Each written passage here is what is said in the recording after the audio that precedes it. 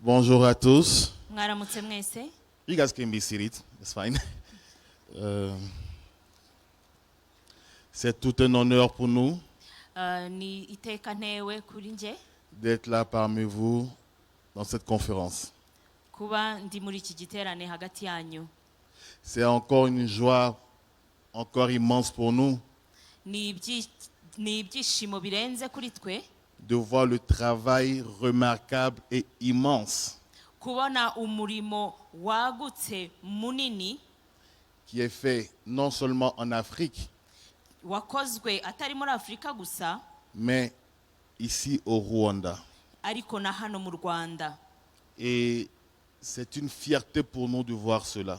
Ni ibyo kwiratana kuri twe kubibona, ni ishema.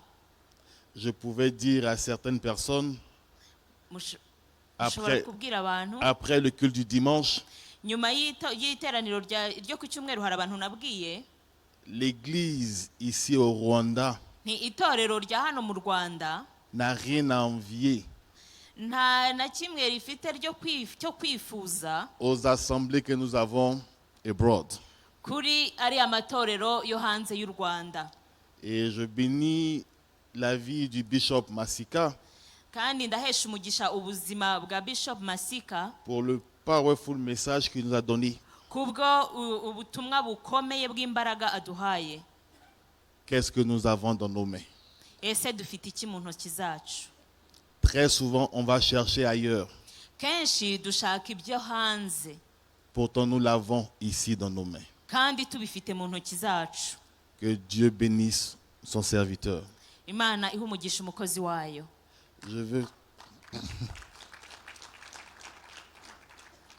Je veux aussi bénir la vie du pasteur, de l'apôtre Paul, Ndahesha kandi umugisha ubuzima bw'intumwa Paul qui nous a permis d'être là parmi vous pour d'abord entendre et être instruits nous-mêmes, yatwemereye mbere na mbere kuba hagati muri mwe kugira ngo twigishwe natwe, pour participer kugira ngo tugire uruhare et aussi donner ce que Dieu a mis en nous. kandi dutange iby'Imana yashyize muri twe. Car je peux vous dire une chose, Hari ikintu kimwe nababwira, en chacun de nous, muri buri umwe muri twe il y a un don. hari impano, En chacun de nous, muri buri wese il y a une bénédiction. hari umugisha. Et le plus important, Kandi ikirenze ibyo, comme l'homme de Dieu l'a dit, nk'uko umukozi w'Imana yabivuze, nous devons prier tugomba gusenga pour que Dieu nous révèle kugira ngo Imana le iduhishurire don qui est en nous. impano yashyize muri twe. Il faut refuser Ugomba kwanga la pensée igitekerezo selon laquelle kivuga ngo nous n'avons aucun don. nta mpano ufite. En chacun de nous, Muri buri umwe muri il y a twe un don. hari impano, En chacun de nous, muri buri umwe muri il y a une twe bénédiction. hari umugisha. Il a fallu que Byabaye ngombwa ko un homme de Dieu umuntu w'Imana d'Afrique, wo muri Afurika, qui vient d'Afrique, uva muri Afurika, puisse trouver une solution de culture ashakisha igisubizo cy'umuco. et maintenant, None c'est repris par byafashwe les Occidentaux n'Abanyaburayi pour chercher maintenant à le multiplier. kugira ngo Dans le monde. babikube babihindure byinshi babishyire ku isi Il yose. n'y a pas longtemps de cela, Kandi nta gihe on kinini aurait pu gishize entendre twari kumva ngo qu'est-ce qui de bon peut sortir d'Afrique. ese ni iki kizima cyava muri Afurika. Amen. Amen. Comme qu'est-ce qui de bon peut venir de Jérusalem, et Nk'uko plutôt bavugaga ngo de Nazareth. ni nk'uko bavuga ngo ni iki kizima cyava i Nazareti. En chacun de nous, Muri buri umwe muri il y a twe un don. hari impano. Le thème sur lequel Mu insanganyamatsiko nous devons débattre ce matin, tugiye kuganiraho muri iki gitondo, quel est le caractère du leader chrétien pour prévenir les dérives morales dans l'Église. iravuga ngo ni iyihe nyifato umukozi w'Imana agomba kugira ngo akumire ibintu biyobya abakristo cyangwa se biyobya itorero. C'est un thème d'actualité. Ni ibintu biriho tubona iki gihe. Dites avec moi actualité. Muvuge ngo ni ibintu biriho.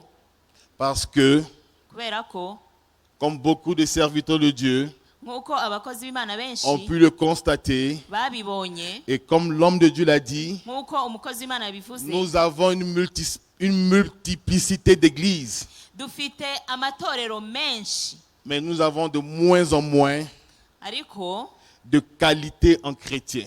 dufite abakristo bafite ireme rihagije. Nous avons bake beaucoup cyane. d'églises Dufite amatorero qui menshi, s'implantent un peu partout, amatorero aravuka buri munsi mais ahantu nous hose, avons ariko de moins en moins dufite de chrétiens, abakristo, d'enfants de Dieu abana b'Imana de qualité. bashyitse bake. Amen. Amen, Amen. amen. L'une des premières qualités, Kimwe mu ndangagaciro, l'une des plus importantes des qualités imwe mu ndangagaciro zikomeye en tant qu'enfant de Dieu, z'abana b'Imana c'est d'être ni ukuba obéissant. umuntu wubaha. Obéissant à qui? Wubaha nde? Au Saint-Esprit. Wubaha umwuka wera. Amen. Amen. Qui croit au Saint-Esprit? Ninde wizera umwuka wera? Qui croit au Saint-Esprit? Ninde wizera umwuka wera? Vous savez, Christ, avant de partir, Murabizi Kristo mbere uko il a dit, il agenda est important yaravuze ngo ni ngombwa ko que je m'en aille. ngenda. Il est même avantageux pour nous Yewe ni nabyo bibafitiye agaciro que je m'en aille. ko nagenda, Ainsi, kugira ngo je vous ferai venir nzaboherereze le Saint-Esprit umwuka wera. qui sera avec vous, Azabana qui namwe, sera en vous, azaba muri un mwe, consolateur, azabe un umuhoza, guide, un umuyobozi, enseignant, umwigisha, le Saint-Esprit. umwuka wera.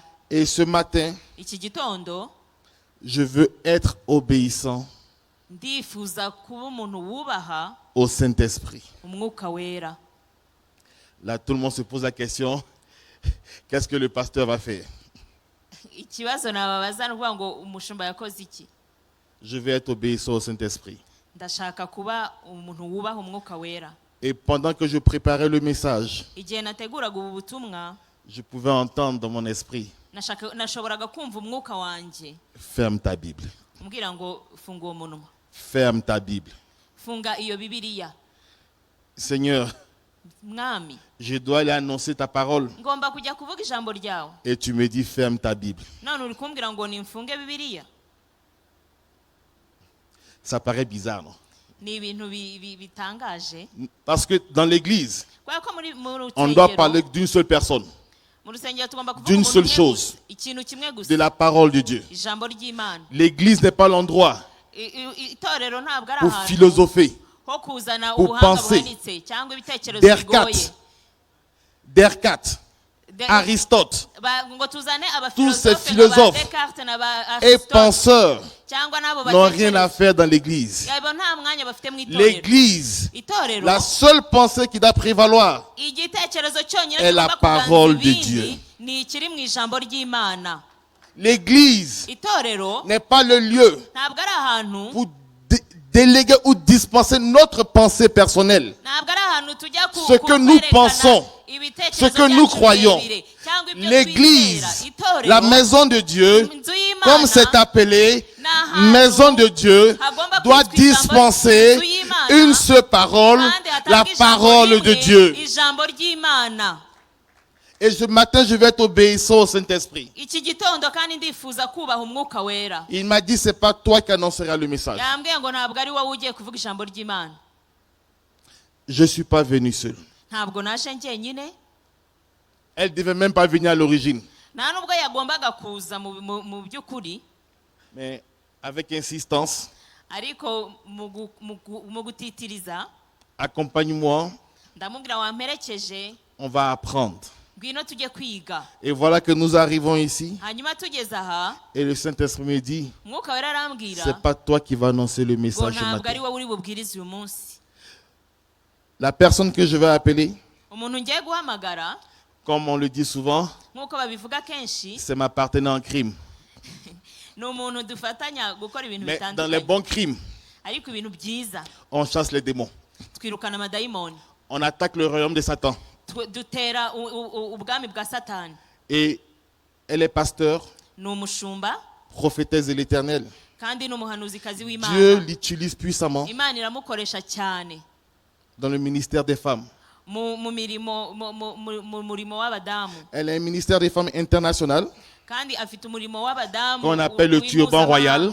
bita ngo le turban royal. bita ngo ikamba rya cyami.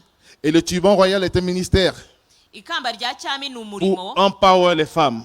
ni umurimo wo gusubizamo intege abagore. Et en plus de l'église que nous avons, Nyuma y'itorero dufite, elle organise des conférences akora ibiterane un peu partout dans le monde ahantu hose ku isi, où des femmes viennent ensemble aho abagore baza pour bagahura crier à l'Éternel. kugira ngo basenge Imana Parce bayinginge. qu'une assemblée, Kubera ko une église, une communauté communauté où les femmes prient, aho ifite abagore basenga, il y a un réveil. hahita haba ububyutse. Est-ce qu'il y a des femmes dans cette salle? Ese hano dufite Est-ce qu'il y a abagore? des femmes dans cette salle? Ese hano hari abagore Est-ce qu'il y a muri des iki cyumba? femmes de feu dans cette Ese salle? hari abagore bafite Est-ce qu'on peut umuriro acclamer w'Imana? l'Éternel? Ese twakomera amashyi Imana?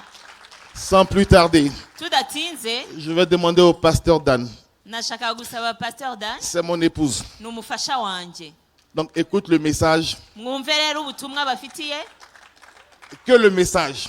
mwumve gusa ubutumwa. C'est mon épouse. Ni umufasha wanjye, C'est mon épouse. ni umufasha wanjye. Elle n'est pas libre. Ntabwo ari umusiribateri, ntabwo ari Que ingaragu. Dieu vous bénisse. Imana ibahe umugisha. Est-ce qu'on peut acclamer pour le pasteur Dan, s'il vous plaît? Ese twakomera amashyi umushumba Dani mwuka byarama.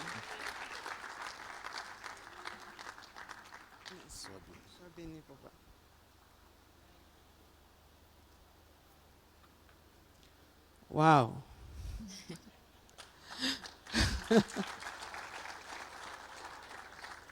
Le Seigneur fait des choses Umwami akora ibintu, et je ne peux que être humble devant la main de Dieu. kandi njye icyo nsigaranye gusa ni uguca bugufi munsi y'ikiganza cy'Imana.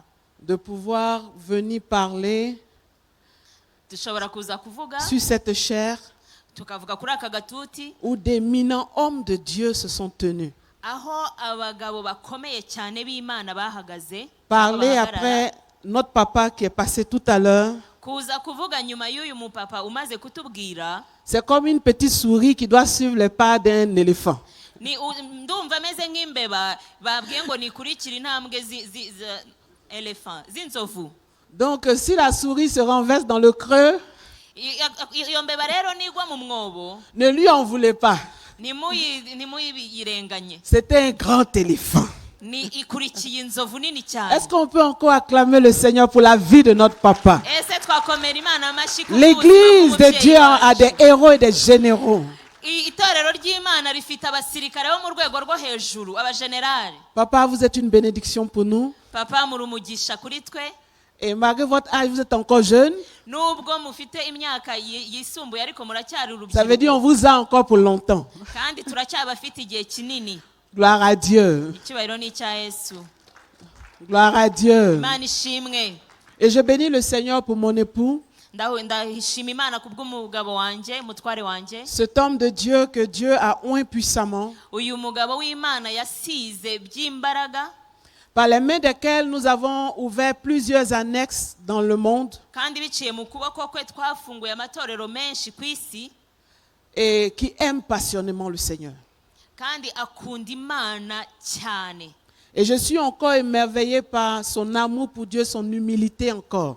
N'ubu ngubu twubatse ndacyatangazwa cyane no guca bugufi kwe imbere y'Imana n'urukundo rwinshi cyane afitiye Imana. De me permettre de me tenir ici Kuba anyemereye kuza guhagarara hano pour parler à sa place. kugira ngo mvuge mu mwanya we. Papa Yapo, Papa Yapo, que le Seigneur te bénisse. Imana iguhe umugisha. Que le ciel t'honore encore et encore. Ijuru ryongera riguhesha icyubahiro nanone nanone. Que Dieu nous bénisse. Imana iguhe umugisha. Nous sommes avancés dans le temps Igihe cyatujyanye, et le thème de cet après-midi, iyi nsanganyamatsiko y'uyu munsi, pour ne pas dire de cette fin de matinée, ntashatse kuvuga ngo y'iki gitondo, c'est quels sont les caractères, ni ukuvuga ngo ni iyihe myifatire, les éléments nécessaires ni ibihe bintu bya ngombwa pour que, en tant que leader kugira ngo nk'abayobozi dans l'église, mu itorero nous puissions résister tubashe guhangana aux pressions, aux dérives morales n'imico iri kugenda itakara cyangwa yangirika qui peuvent entacher l'image du corps de Christ. ishobora kwanduza isura y'itorero. Comme nous le savons, nk'uko tubizi, être appelé à servir Dieu, guhamagarirwa gukorera c'est Imana porter un flambeau, ni ugutwara urumuri, c'est transmettre un message ni ugutanga ubutumwa face à un monde qui nous observe, kandi tukabutanga imbere face à un monde idukanuriye, qui nous regarde. isi iduhanze amaso. Et en plus de cela, kandi hejuru y'ibyo sur le territoire ahantu d'un prince hategetswe qui s'appelle Lucifer, n'umwami witwa Lusiferi qui fera tout ukora byose pour que nous ne soyons pas crédibles. kugira ngo aduteshe agaciro. Mais la Bible déclare ariko Bibiliya avuga ngo que nous ne sommes pas seuls ntabwo turi twenyine dans l'œuvre à laquelle il nous a muri appelés. uyu murimo twahamagariwe. Et ce matin, iki gitondo nous allons parcourir un test tugiye kureba là où le leader des leaders, tugiye kurebera hamwe aho umuyobozi l'Éternel nous w'abayobozi a donné certains conseils. aho umuyobozi w'abayobozi yaduhaye inama zimwe na zimwe. Et c'est dans le livre de Genèse. ni mu gitabo cy'itangiriro. Est-ce que nous pouvons prendre nos Bibles? ese twafata Bibiliya zacu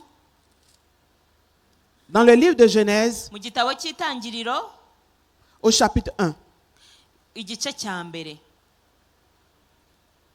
Genèse chapitre 1 du verset 1, itangiriro igice cya mbere umurongo wa mbere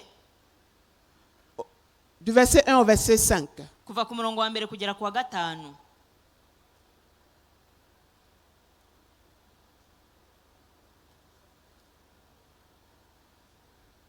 Genèse chapitre 1, itangiriro du igice verset cya 1 mbere au verset 5. Est-ce que Murongo quelqu'un wa peut mbere lire, s'il vous plaît? kugera ku wa gatanu. ese mwabidushyiriraho?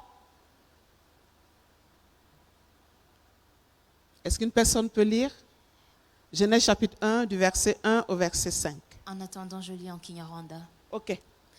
dusome mu Kinyarwanda igihe bagiye kubidushyiriraho. Itangiriro igice cya mbere umurongo wa mbere kugera ku wa gatanu. ngo mbere na mbere Imana yaremye ijuru n'isi. isi yari itagira ishusho, yariho ubusa, umwijima wari hejuru y'umuhengeri. maze Uwiteka Imana yagendagendaga hejuru, umwuka w'Imana yagendagendaga hejuru y'amazi. Imana iravuga iti habeho umucyo. umucyo ubaho. Imana ibona ko umucyo ari mwiza. Imana itandukanya umucyo n'umwijima. Imana yita umucyo amanywa, umwijima iwita ijoro. buragoroba buracya, uwo ni umunsi wa mbere. Amen. Amen. Je vais lire en français. Mais pasteur, vous avez trouvé la version française? Ok. Au commencement, Dieu créa les cieux et la terre. On continue jusqu'au verset 5. ni ukugera ku murongo wa gatanu. La terre était informe et vide. Il y avait des ténèbres à la surface de l'abîme. Et l'Esprit de Dieu se mouvait au-dessus des eaux. Dieu dit que la lumière soit et la lumière fut. Dieu vit que la lumière était bonne et Dieu sépara la lumière d'avec les ténèbres. Dieu appela la lumière jour, il appela les ténèbres nuit, il eut un soir, il eut un matin, ce fut le premier jour. Et tout à l'heure, je disais que le thème que nous allons aborder parle de dérive morale. mu kanya navugaga ngo insanganyamatsiko tugiye kuganiraho ni ukuvuga ngo umuco ugenda utakara cyangwa uhinduka mubi. Et nous savons que quand l'ennemi s'approche, kandi tuzi ko iyo umwanzi atwegereye c'est quand il ressent en nous de la fragilité. atwegera kubera ko yumvise ko hari ahantu dufite intege nke. La Bible dit, après avoir été baptisé, Bibiliya yatubwira ngo iyo tumaze kubatizwa, Jésus fut envoyé dans le désert pour être tenté. Yesu amaze kubatizwa yoherejwe mu butayu kugira ngo ageragezwe. Mais pendant les 40 jours, le diable s'est tenu loin. hanyuma mu minsi 40 umwanzi yari kure ye. Mais la Bible dit, quand il eut faim, ariko Bibiliya avuga ngo ashonje, quand il y a eu un besoin, yagize ikintu akenera, quand un manque s'est manifesté, satani iyo igihe yagiraga ikintu akeneye, alors l'ennemi a commencé à parler. satani nibwo yatangiye kuvuga.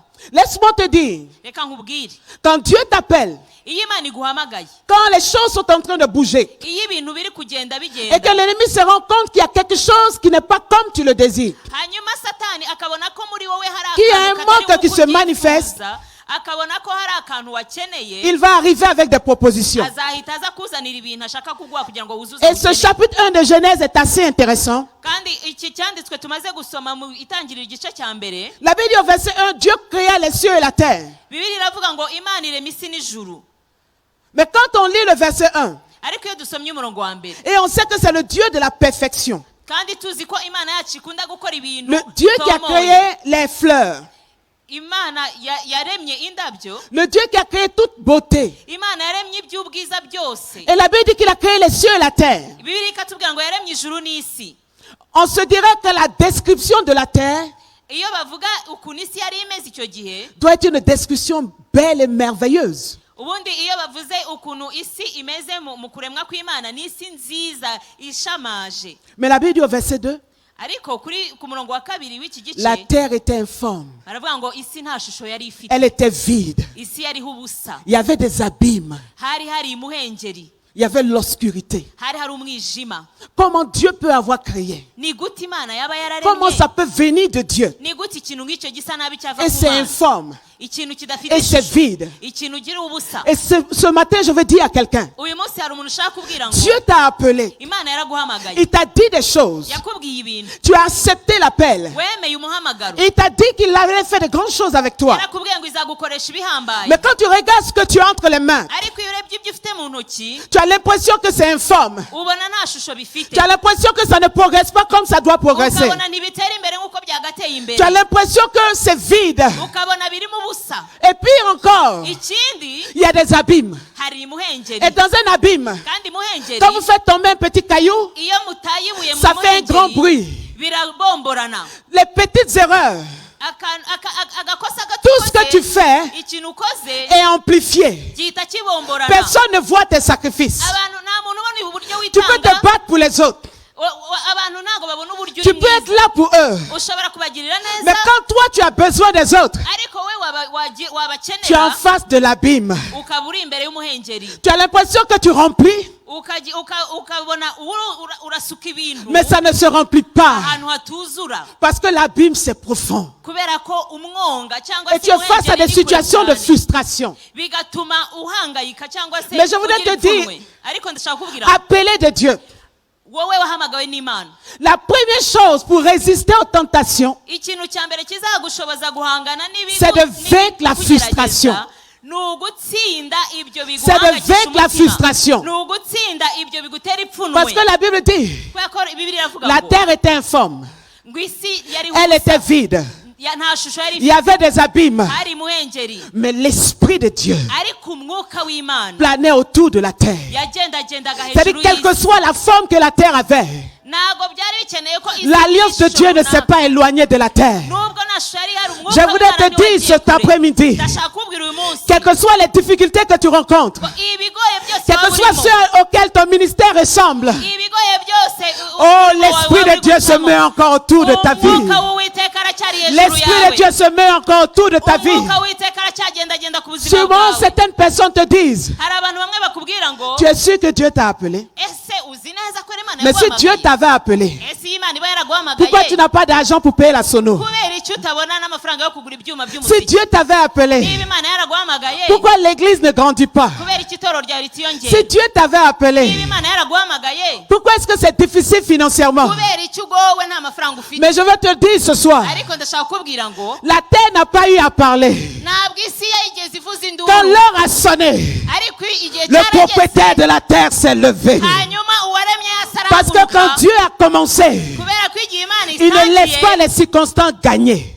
pardon, Il ne laisse pas les circonstances gagner. iyo Imana itangiye ikintu ntabwo ijya igisiga hagati na hagati. La première question que je veux te poser, Ikibazo cya mbere nshaka est-ce que dans kukubaza, le rêve que tu as, ese mu nzozi zawe, est-ce que dans l'œuvre dans laquelle tu t'es engagé, ese mu murimo wagiyemo, toi et Dieu, vous avez signé le contrat du verset 1? ese witegereje uyu Au murongo commencement, Dieu. ngo mbere na mbere Imana, Si c'est Dieu qui a mis cela dans ton cœur, niba ari Imana yabishyize mbere na mbere si muri c'est wowe, Dieu qui t'a mis ce fardeau dans le cœur, niba ari Imana yagushyizemo umutwaro mbere na mbere, ne t'inquiète pas de la forme de la terre. witinda ku ishusho bifite, Ne t'inquiète pas de la profondeur des abîmes. witinda ku burebure bw'uwo Mais mwonga, commence à t'inquiéter ahubwo gutinda lorsque l'Esprit de Dieu ne se meut plus autour.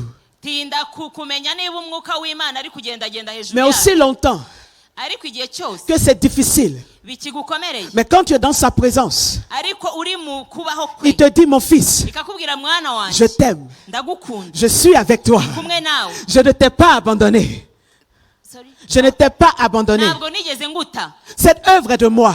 uwo murimo ni uwanjye C'est moi qui t'ai appelé. ninjye waguhamagaye Sache que chaque fois que tu entends ces paroles, menya yuko igihe cyose c'est ucyumva l'Esprit de iryo Dieu jwi qui est en train de se mouvoir, ni umwuka w'Imana uri qui est en train kugendagenda de se hejuru mouvoir, ni umwuka qui est w'Imana en train de se uri mouvoir, kugendagenda hejuru ni qui est umwuka en train w'Imana de se uri mouvoir. kugendagenda hejuru Parce que Dieu kubera ko Imana n'a pas peur des abîmes. ntabwo itinya uburebure bw'umwonga cyangwa Regarde quelqu'un à bw'umwenge côté et dis-lui. Pardon. Regarde quelqu'un à côté et dis-lui, reba umuntu uri iruhande rwawe ton alliance est plus puissante que les abîmes. umubwire ngo isezerano ryanjye ni rirerire cyane kurusha uburebure Ton bw'umwonga alliance est plus puissante que les contradictions.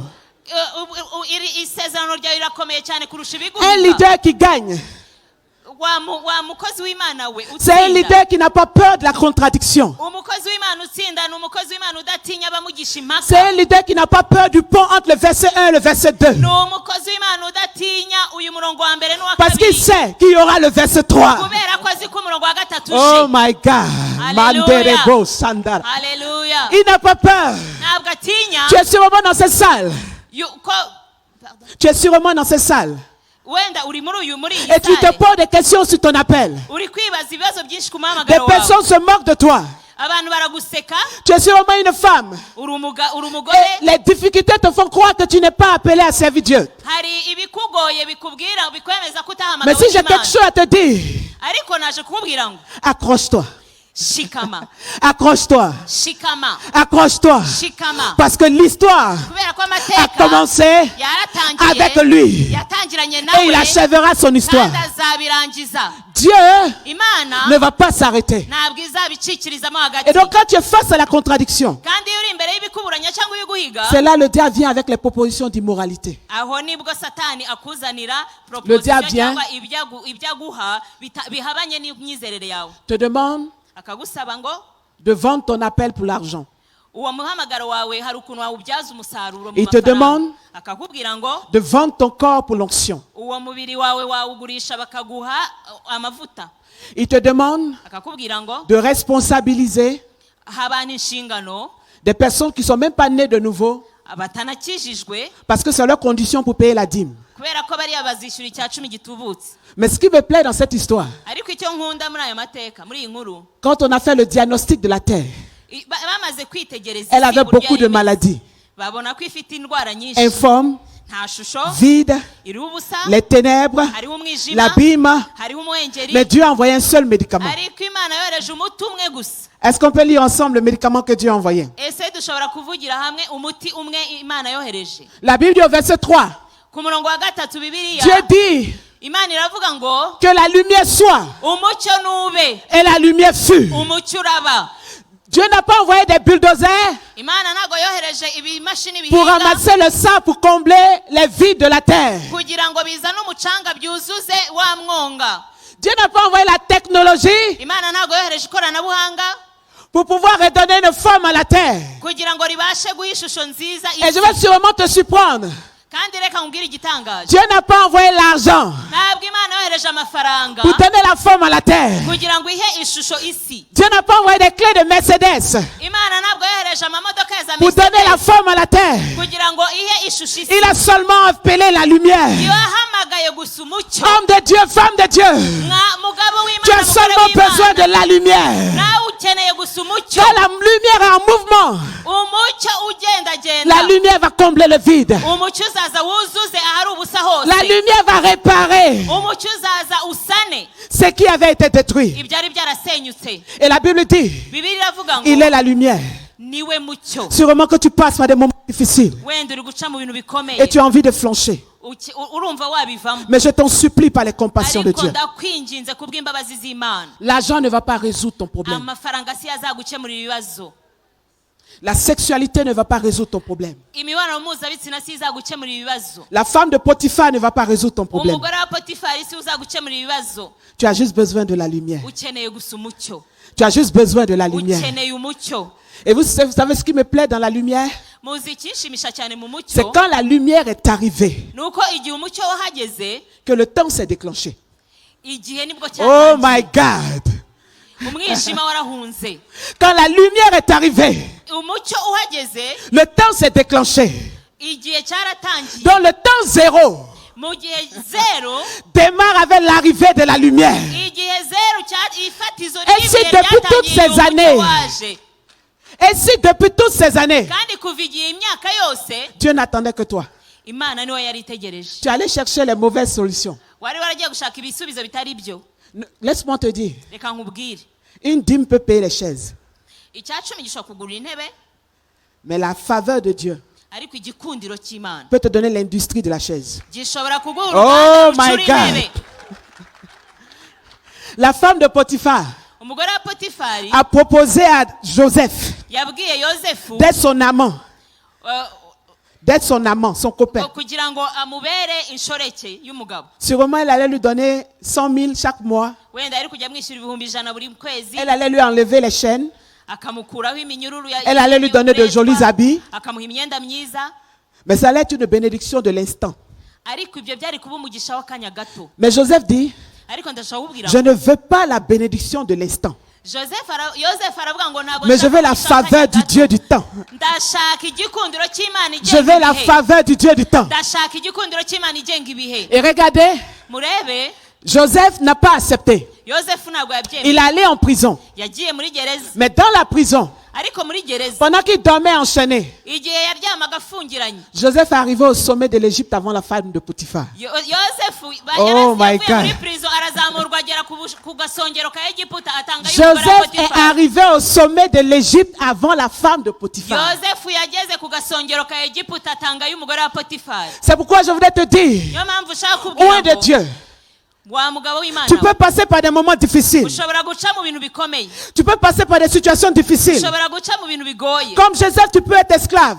ushobora no gusa n'umucakara Mais le rêve de Dieu pour toi, ariko inzozi z'imana la ziri kuri promesse de wowe Dieu pour toi, n'est pas en isezerano ry'imana prison. kuri wowe ntabwo ari umucakara la promesse de Dieu pour toi, isezerano ry'imana kuri elle wowe n'est pas esclave.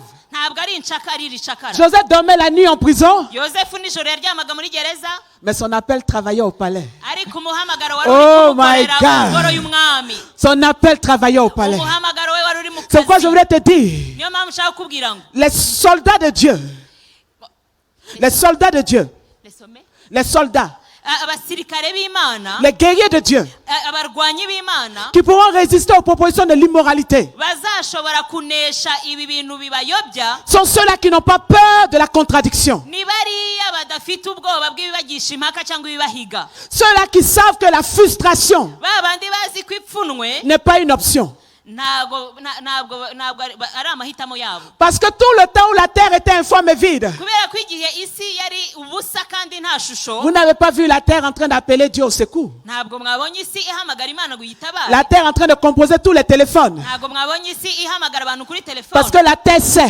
kubera ko isi izi que celui créé ko uwayiremye est assez fidèle ari uwo pour kwizerwa accomplir son œuvre parfaite. kugira ngo asohoze umurimo we mu buryo butunganye Celui qui t'a rwose appelé au ministère, uwaguhamagaye muri uyu murimo celui pour lequel tu as tout abandonné, wa wundi wakurikiye ukareka byose ne laissera pas des hommes et des femmes ntabwo azareka abagore n'abagabo se moquer de ton choix, bagushimanga baguseka se moquer de ton choix, bakunegura banegura se amahitamo moquer yawe de ton choix. banegura Je amahitamo voudrais te yawe dire ce soir, ndashaka kubwira uyu munsi tu n'es pas seul dans le projet. ntabwo ari wowe wenyine muri uwo Tu n'es mushinga pas seul dans le projet. ntabwo uwo mushinga uba urimo Il y a wenyine quelqu'un qui observe. hari umuntu uri Il y a kukureba quelqu'un qui attend le timing. hari umuntu utegereje Et igihe quand il entre en nyacyo mouvement, hari umuntu uri quand il entre en kugendagenda mouvement, hari umuntu uri kugendagenda le temps se met en mouvement. igihe kizahita Et gitangira ce qui me plaît, kandi icyishimisha quand muri il a byo appelé la lumière ni uko igihe imana et que la yahamagaye lumière a tout redressé, umucyo waraje ibintu byose ubishyira ku murongo la Bible de Dieu trouva que la lumière était bonne. ngo bibiri ibona ko umucyo ari mwiza Lui-même a créé sa lumière. we ubwe yiremeye umucyo Lui-même a fait venir sa lumière. we yahamagaye umucyo uraza Mais la Bible dit, il dit la Ariko lumière était biratubwira bonne. ngo ibona ko umucyo ari Il a mwiza apprécié. yarabyishimiye Le problème de plusieurs enfants de Dieu. ikibazo cy'abana b'imana Et benshi l'ennemi trouve la faille pour nous atteindre. umwanzi iyo abonye icyuho kiturimo, nous n'apprécions pas ce que nous avons dans la main. icyuho kinini kiturimo nuko tutabasha La guha lumière agaciro est cyangwa venue. kwishimira ibintu Et biturimo. ce qui me plaît, la Bible ne dit pas la puissance en watts de cette lumière.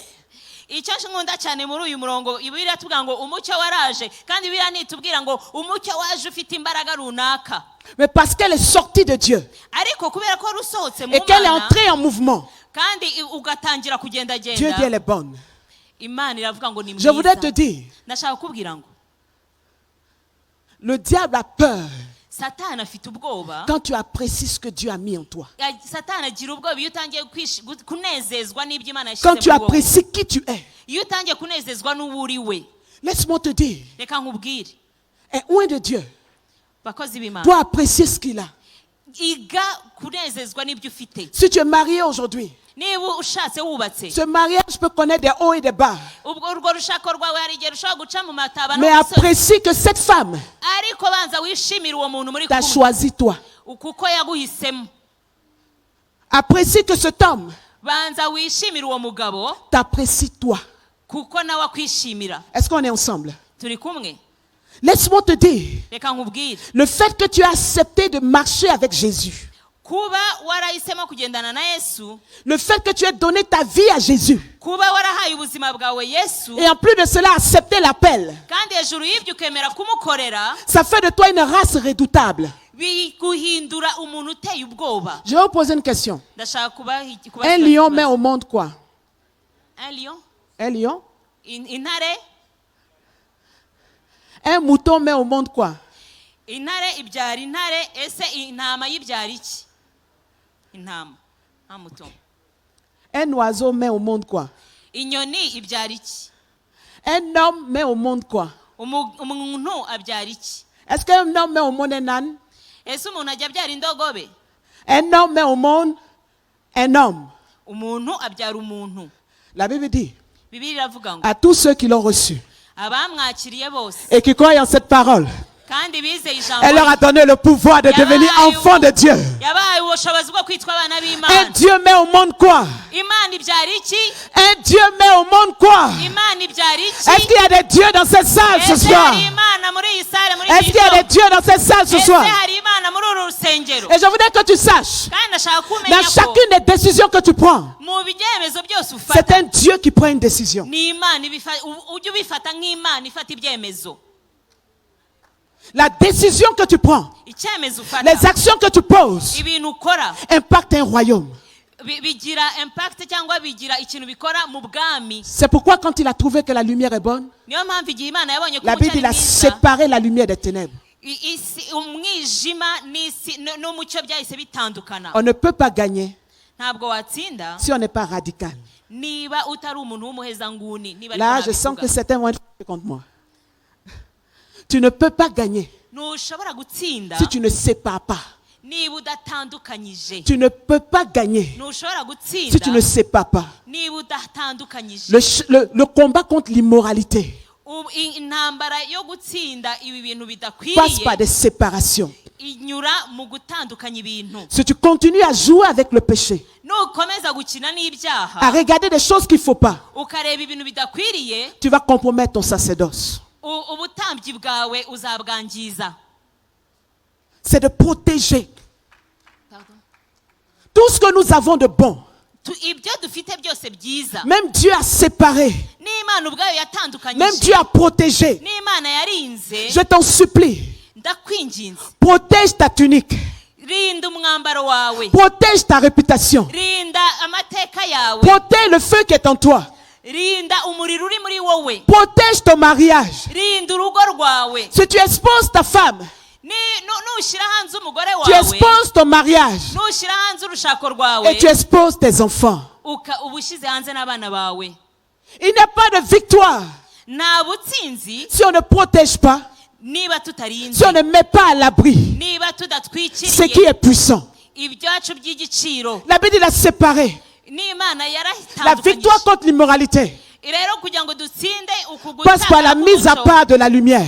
binyura mu gutandukanya Et si ce soir j'ai une question à te poser, kandi mfite ikibazo cyo kubaza, quel est l'autel, l'état de l'autel de ta prière?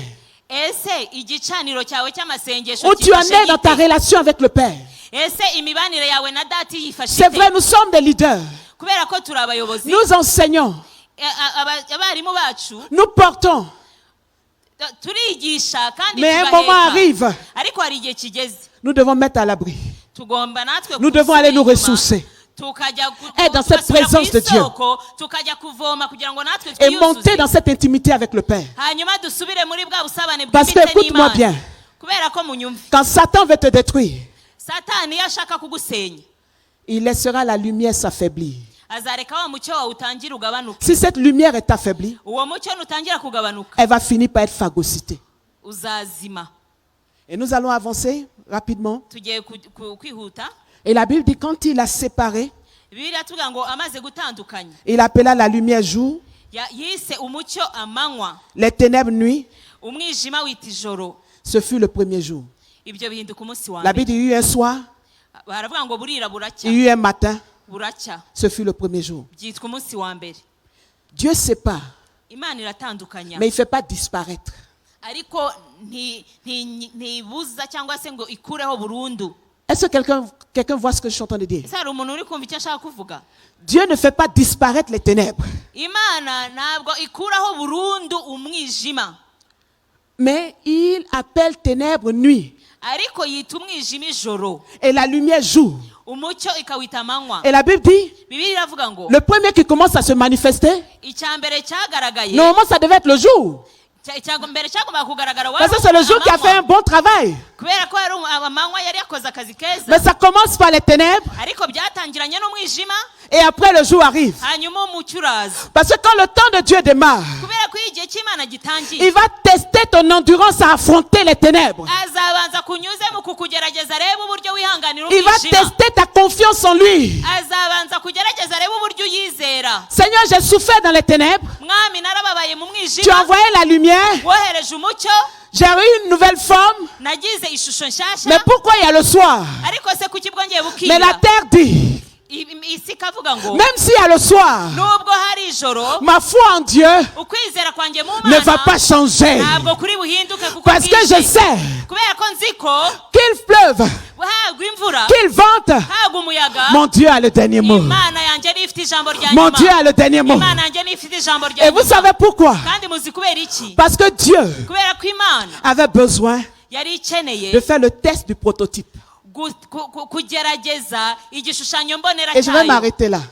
ntabwo yagarukiye. Regardez, quand on construit une voiture, muzarebe iyo bakoze imodoka, même les constructeurs de ces chaises, yewe n'uwubatse iyi ntebe, quand ils ont conçu les dessins, amaze gukora iyi ntebe, qu'ils ont fait le premier modèle, amaze gukora igishushanyo cyayo cya avant mbere, de mettre sur le marché mondial, mbere yo kuyigurisha ku isoko ils ont mpuzamahanga, testé la première chaise. barabanza iyo ntebe ya mbere bakayigerageza. Quand ils créent la voiture, iyo bakoze imodoka, ils font le premier prototype, bakora igishushanyo mbonera cyayo cya ils vont mbere, mettre un mannequin à l'intérieur hanyuma bagashyiramo ikintu cy'igipupe et imbere, ils vont laisser la voiture aller affronter un mur. hanyuma ya modoka bakayishyiramo umuriro mwinshi ikagenda ikagonga Et urukuta ils vont tester la résistance de la voiture. kugira ngo barebe uburyo ikomeye, Ils vont tester la capacité des freins. hanyuma barebe n'uburyo yabasha gufata Ils feri, vont tout tester. byose Et bakabigerageza, en fonction des résultats, hanyuma bakareba ibisubizo ils bivuyemo, déduisent que bakafata icyemezo Ce cy'uko véhicule iyi modoka est sécurisé ifite umutekano pour un uhagije humain.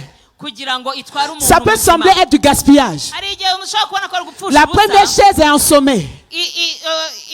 Intebe ya mbere On la bakoze, met sous la pression des fers. barayifata bakayishyira mu bintu bitsikamira Mais en by'ibyuma, réalité, c'est pas qu'on veut faire du mal au modèle. ariko igikuru ni uko ntabwo ari Mais on ukubabaza veut intebe prouver au gusa, monde entier ahubwo barashaka kwereka isi que ce modèle est un modèle solide. ko iyi ntebe ikomeye bihagije. Laisse-moi te dire, reka nkubwire, quand Dieu permet des soirs dans ta vie, iyo ijoro rigeze mu buzima il veut bwawe, prouver que le modèle est bon. baba bashaka kwerekana yuko Que le uri prototype de ton igishushanyo appel gikomeye kandi Est un gishikamye, prototype sur lequel on peut s'appuyer. kandi uko uri umuntu dushobora C'est pourquoi quand kwishingikirizaho. Jésus a été baptisé, niyo mpamvu igihe yesu yabatizwaga, la Bible fut envoyé dans le désert pour être tenté. bibiliya tuvuga ngo yoherejwe On mu va aller butayu tester le kugeragezwa. prototype. bari bagiye kugerageza igishushanyo Et j'ai la mbonera. joie de vous dire, kandi mfite umunezero le wo kubabwira prototype a ngo passé le test. ngo icyo gishushanyo Le prototype mbonera a passé le cyatsinze test. ibizami, cyatsinze icyo Regarde kizami. quelqu'un à côté de toi et dis-lui. reba umuntu uri iruhande rwawe umubwire Et sur ngo tout ce que tu vivais, pardon, Et sur tout ce que tu traversais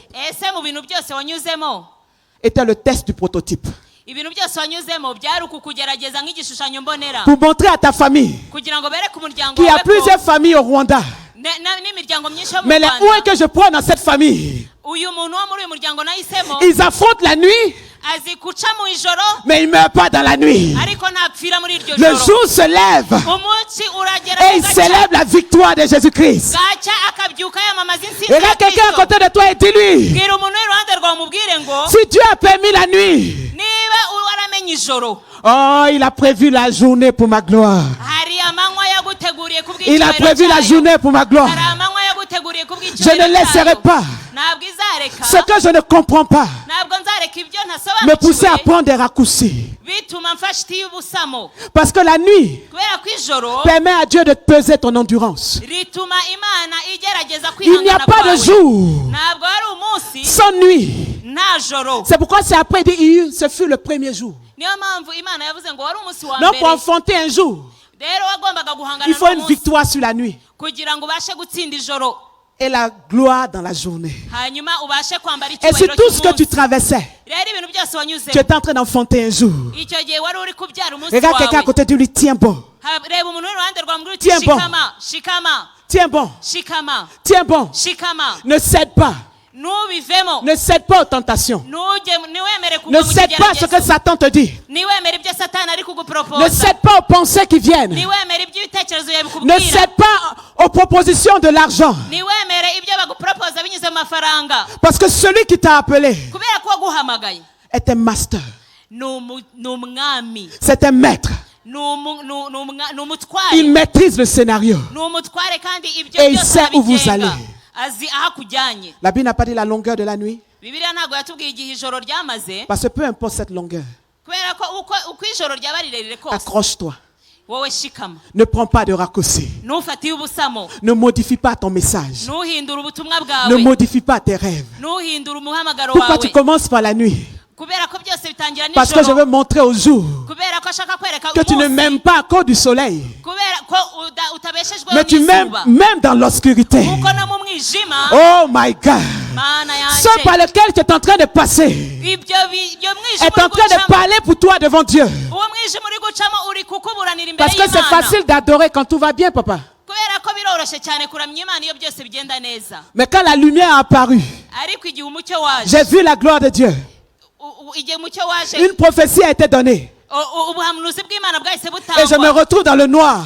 hanyuma nkongera nkisanga mu mwijima En ce moment-là, icyo gihe ma confiance en Dieu est testée. iyo nagize umunsi hanyuma bukongera bukira Mais regarde iyo quelqu'un à ngeze côté muri de toi. uwo mwijima ukwizera kwanjye kurakomezwa kurushaho Regarde quelqu'un à côté de toi et dis-lui, reba umuntu uri iruhande rwawe umubwire ngo peu importe la longueur de cette nuit, uko iri joro ryanjye rireshya elle n'a kose pas avalé la lumière. ntabwo Oh kurangiza my umucyo God! Est-ce que je peux redire ça encore? ese nabisubiramo Quelle que soit la longueur de la nuit, uko ijoro rireshya kose elle n'a pas avalé la lumière. ntabwo ryigeze Dieu permet à tes ennemis umucyo d'avancer. Pardon. Dieu permet à tes ennemis d'avancer. imana ijya yemerera abanzi bawe ko batera imbere Pour leur dire, kugira ngo quelle ibereke que soit leur ténacité, uko bashikama quelle que kose soit leur force, imbaraga zabo uko ils zigana n'ont kose pas la capacité nta mbaraga bafite d'avaler la lumière qui zo sort de Dieu. kumira umucyo uturutse ku Est-ce qu'il y a des mana porteurs de lumière ce soir dans cette ese hano salle? hari abantu batwaye umucyo Si w'imana un- muri bo Si un porteur de lumière, tais-toi debout et dis avec moi, niba wumva muri wowe utwaye umucyo w'imana hagurukana nanjye uvuga uti rien, nta na kimwe rien, nta na kimwe rien nta na kimwe ne peut gishobora avaler kumira la lumière umucyo de Dieu w'imana pour ma destinée. wo mu kazoza Est-ce que tu peux le kanjye dire encore une fois? twongere Rien, twisubiremo nta na kimwe même pas les problèmes financiers, nta nubwo ari ibibazo by'amafaranga yewe même pas les mensonges sur toi, nta nubwo ari abantu bakubeshyera même pas les propositions indécentes. nta nubwo ari ibyo baguporopoza by'urukozasoni Rien, nta na kimwe même pas les moqueries de tes oncles, yewe na ba bandi baguseka ba bandi bakuvuga même pas nabi tes anciens amis à lesquels tu buvais. na za nshuti zawe kera mwasangiraga Il dit, où est ton Dieu? bakavuga ngo ese imana yawe iri On a vu un peu de lumière, Ay, wigeze kugira umucyo mais il muke a disparu. none waragiye Oh, tu es tombé sous l'onction, tu as connu la vie de Dieu, mais on te voit aujourd'hui, ça va pas, hein? yego turabizi wigeze kugira amavuta turakubona urabagirana Mais ariko dis à rwose tes byaragiye. ennemis, ariko bwira abo banzi bawe Prenez bien vos chaises. ngo Prenez bien vos chaises. pardon, Prenez bien vos chaises. mwicare neza mwitegure Parce que la nuit qui est là kubera ko iri joro ndi n'est pas gucamo venue pour moi, ntabwo ari njye ryaziye mais pour envoyer un message à mes ennemis. ryaje ribazaniye Qu'on ne ubutumwa peut pas mwebwe enfermer kubera ko iyo inzu la lumière de Dieu. umucyo w'imana Je veux que tu parles à Dieu là où tu es. ndashaka uvugisha imana nonaha Je veux que tu parles à Dieu là où tu es. ndashaka kubwira imana L'onction de Dieu est ici. amavuta y'imana kuriho. Il y a des personnes qui étaient découragées. ariko hari abantu baguca intege, Il y a des personnes qui se posaient des questions. hari abantu hano bibaza ibibazo, Suis-je à la hauteur? ese ibi bintu koko mbifitiye ubushobozi, Est-ce que Dieu est toujours avec moi? ese imana iracyari kumwe nanjye? Et le diable a fini par te convaincre que c'est parce que tu as péché. kandi satani yageze akwemeza Que ko l'obscurité kubera est ko cyaha arrivée. wigeze gukora nicyo cyatumye uyu mwijima uri Mais je voudrais te guca dire, ariko hari ikintu nshaka Dieu kubwira, permet des obscurités imana iragukunda niyo uri mu mwijima, pour tester ta confiance en lui. iwugucishamo kugira ngo igerageze Pour savoir si kwizera ta kwawe, source kugira ngo ibashe kumenya niba est isoko sur yawe, lui. Si ta source est sur lui, niba kuri we ariho hari isoko ou yawe, la variation des circonstances. atari ku mihindukire y'ibihe wishingikiriza. Et ce soir, pour ne pas dire cet après-midi, uyu mugoroba rero l'onction de Dieu, amavuta y'imana le Dieu de lumière, ni imana y'umucyo, le Dieu qui enfante des dieux, imana ibyara imana, est là pour te restaurer. iri hano kugira ngo igusane. Et si cette conférence kandi muri iki giterane, était le top départ niba iki giterane ari cyo tangiriro pour que la ryawe, terre commence à bouger, isi igiye gutangira inyeganyega. et si cette conférence, kandi muri iki giterane, niba iki giterane était l'écho du ciel ari ishuri ry'isi pour te dire kugira ngo que le rikubwire, premier jour est arrivé, wasanga iki giterane ari ishuri ry'imana Que la rije kugira ngo consolation est arrivée. umunsi wawe wa mbere n'uyu, Que ngo ce kandi qui t'avait rwose été wakwiye pris byari byaragufashe va t'être restitué. byari byarakwambuwe bigiye Pour te kugusubizwa, dire kugira ngo rikubwire ngo que les contradictions ngo entre le ibyakuhigaga, verset 1 et le verset 2 itandukaniro riri hagati y'umurongo wa mbere n'uwa n'était pas la kabiri fin de ton histoire. ntabwo ari iherezo ry'ubuzima bwawe. L'histoire n'est pas finie. amateka yawe Je suis venu ntararangira. dire à un homme ce soir, Ese hano hari umuntu, l'histoire n'est pas finie. ndashaka kubwira umuntu uri hano ngo Je suis venu amateka dire à une femme ce ntararangira. soir, naje kubwira umugore uri hano il est trop fort, ngo arakomeye il est cyane, trop puissant afite imbaraga zirenze pour laisser des hommes ku buryo atasiga rire de ses ambassadeurs. abantu baguseka bagushinyagurira. Mantaraba usite me enderebo, rima usunda rabashete. Haleluya. Parle à Dieu là où tu es. bwira imana nonaha, Apprécie qui tu es. banza Tu es wishimire un uwo uri oint de we, Dieu. wishimire icyo uri Tu cyo. vaux plus que ces enveloppes. rwose urakomeye cyane, Tu vaux urahambaye plus que kurusha ces jeunes filles. ayo mabahasha n'abo bakobwa beza. Tu vaux plus que ces propositions d'immoralité. urakomeye cyane kurusha ibyo byose baguporopoza bikujyana kure y'imana. Tu passes par des situations difficiles comme Joseph, uri guca mu bihe bikomeye nka yosefu, mais ton appel n'est pas en prison. ariko umuhamagaro wawe wo ntabwo uri muri gereza. Je ne veux pas la bénédiction éphémère. ntabwo nshaka umuhamagaro Je ne veux pas les uvangiwe. miettes d'un homme. ntabwo nshaka ubuvungukira bw'abantu. Je veux l'abondance du Maître, ndashaka ibisaga by'umutware, l'abondance du Père. ibisaga bya data. Parce que quand mon Père me bénit, kubera ko iyo data ampaye umugisha, je deviens chef sur Potiphar. njyewe ntegeka Potifari. Ce qui devait m'éveiller ibyo nabonaga est sous ma bishaje domination. mpita mbitegeka bikajya munsi y'ibirenge byanjye. Je veux simplement te dire, ndashaka kubwira ngo tiens simplement un peu encore. wowe shikama gusa akanya gato, N'abandonne pas.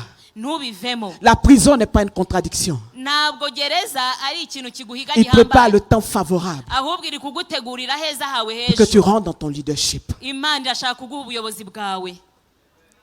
Dieu n'est pas un menteur. imana si umuntu. L'œuvre à laquelle il t'a appelé, umuhamagaro yaguhaye il pourvoira à cette œuvre. izanawurongera, izaguha ibikenewe Il est en byose. train de t'observer.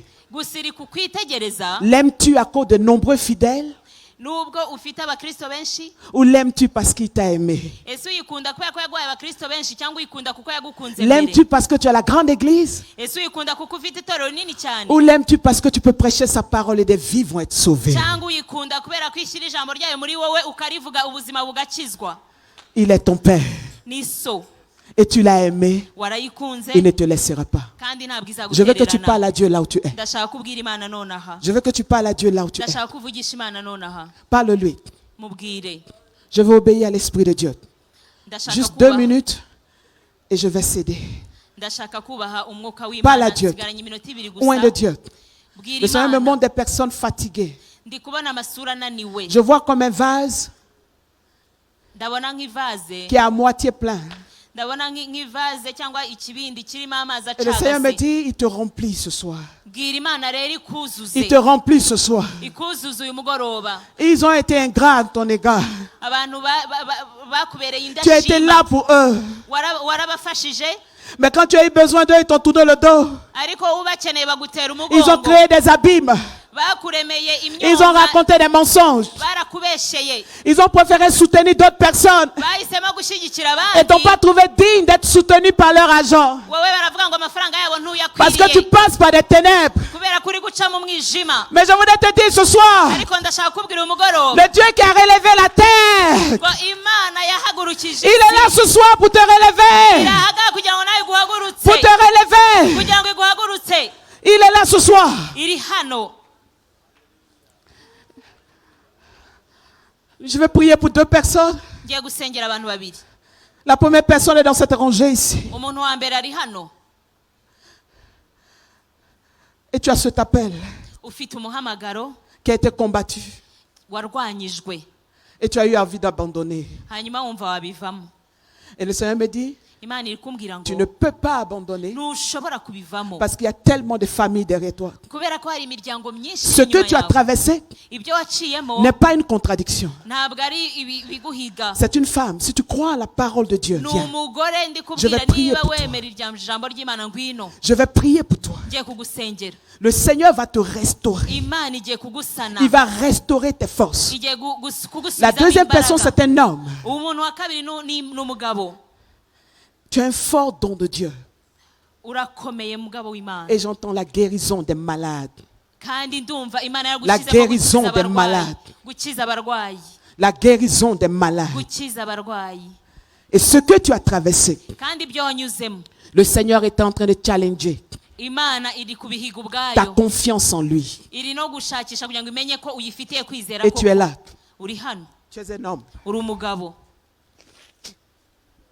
Et pendant que je suis en train de proclamer, Igihe ndaba ndi tu kwatura. sens comme un feu dans ta main droite. Ukumva umuriro nko mu kuboko Homme de kwawe puissance. kw'iburyo. Mu kuboko kw'iburyo Homme de kuvuga puissance. imbaraga. Umugabo w'imbaraga. Dieu Imana ne te laissera pas. ntabwo izagutererana. Dieu ne te laissera pas. Imana ntizagutererana. L'onction de Dieu. Amavuta y'Imana. Je veux quelqu'un derrière cette femme. Ndashaka umuntu ujya inyuma y'uyu mubyeyi. Maman, Mama, tu es une guerrière de Dieu. uri indwanyi y'Imana. C'est un acte d'humilité, Ni uko uca bugufi cyane de tête avancée. kuba wajana imbere. Mais le Dieu en qui tu crois Ariko Imana wizera est celui-là iyo qui te rétablit ce soir. irakwemeje nonaha. Maman, peux-tu lever simplement tes mains vers le Ese Père? wazamura amaboko yawe. Et là où tu as levé tes mains, Aho wazamuye amaboko yawe. l'onction de Dieu Amavuta va y'Imana descendre sur toi. ajye kukumanukira. C'est une femme remplie de Uri puissance. umugore wuzuye imbaraga. C'est une femme qui a porté plusieurs. Uri umugore uhetse Et je benshi. vois un grand feu. Kandi ndabona umuriro munini. Je vois un grand feu. Ndabona umuriro munini. Dieu va faire encore. Imana igiye kongera ikora ibindi. Ils ont fait, ils t'ont blessé, Barakukomerekeje mais ils ne peuvent pas déchirer ta tunique. ariko nturire urenze ibyo. Ils ne peuvent pas déchirer ta tunique. Ntabwo bashobora gucamo umwenda wawe. La Bible dit ils l'ont frappé. Jésus, ils l'ont frappé. Yesu baramukubise. Ils ont fait tout ce qu'ils pouvaient. Bakoze ibyo bashaka byose. Mais la tunique de son appel, Ariko umwambaro personne ne w'umuhamagaro we pouvait la déchirer. nta n'umwe wigeze awuca. Et ils ont tiré au sort. Il y a quelque chose dans la paix. Hari ikintu kiri muri Maman, wowe. Mama, ta tunique est intacte. umwambaro wawe nta kizinga uriho. Pasteur, Pasteur, je peux prier pour... ese nasenga?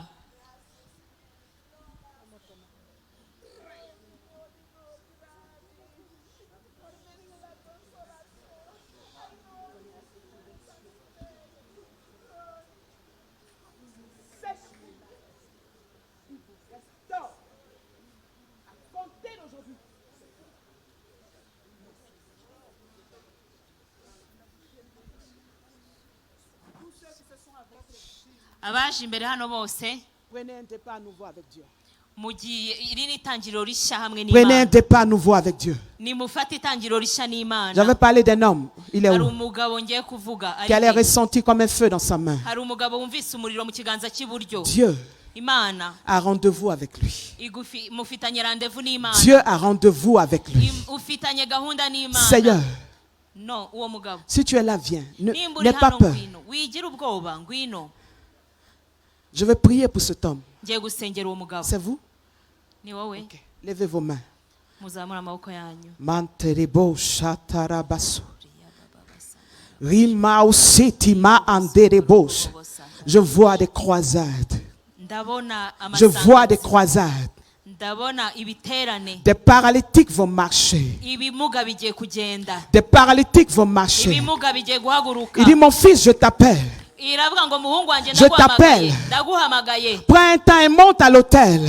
Zamuka ujye ku gicaniro. J'ai des instructions à te donner. Mfite amabwiriza yo kuguha. Après cette conférence, Nyuma y'iki giterane tu ne te reconnaîtras plus. ntabwo nawe ubwawe uzongera kwimenya. Je suis le Dieu Ndi Imana qui est plus puissant que les contradictions. ikomeye kurusha ibigugisha Je suis le Dieu Ndi Imana qui a le dernier mot. ifite ijambo rya nyuma. Seigneur, Mwami voici toutes ces personnes qui se sont approchées de l'autel. reba aba bantu baje hano hafi ku Père gicaniro. éternel, Mwami Imana je prie que tu les bénisses. ndasenze ngo ubahe umugisha. Là où les vases Aho ibibindi avaient besoin d'être remplis. byari bikeneye kuzuzwa. Seigneur, là où ils sont, Mwami aho bari remplis leurs vases. ubuzuze. Seigneur, plusieurs sont en train de pleurer, Mwami benshi bari kurira mais ce n'est pas au pied d'un homme, ariko ntabwo ari amarira y'agahinda. c'est au pied du Maître. Ntabwo bari kuririra umuntu Au bari pied du kuririra faiseur de umutware. miracles. Umutware ukora ibitangaza. Tu les restaures à tous égards. Mwami ni wowe ubasha Je les kubasana bénis bose. ce soir. Ndabahaye umugisha. Je les bénis ce soir. Bahesheje umugisha uyu munsi. Je les bénis ce soir. Bahesheje umugisha uyu munsi. Je les bénis ce soir. Bahesheje umugisha uyu munsi. Je les bénis ce soir. Bahesheje umugisha Au uyu nom munsi. de Jésus-Christ. Mu izina rya Yesu Est-ce que Kristo. quelqu'un peut dire Amen? Ese hari uwavuga ngo Est-ce que amen? quelqu'un peut dire Hari Amen? uwavuga ngo amen? Est-ce que quelqu'un peut dire Hari Amen? uwavuga ngo amen? Est-ce que quelqu'un peut dire Hari Amen? uwavuga ngo amen? Attrape la main de quelqu'un à côté de toi. Fata ukuboko kwa mugenzi Attrape la main de wawe. quelqu'un à côté de Fata toi. ukuboko k'umuntu Et umwegeranye. dis-lui, Umubwire uti si elle est verset 2, niba hari umurongo wa kabiri c'est qui est le verset 3. nuko hari n'uwa gatatu. Si elle est verset 2, Niba hari umurongo wa kabiri je ne t'entends pas. ntabwo ndi kukumva ubivuga. Si elle est verset 2, Niba hari umurongo wa kabiri c'est qui est le verset 3. hari n'umurongo wa Est-ce que gatatu. quelqu'un peut dire Amen? Ese hari uwavuga ngo amen? Hallelujah. Haleluya. Amen. Amen. Ah.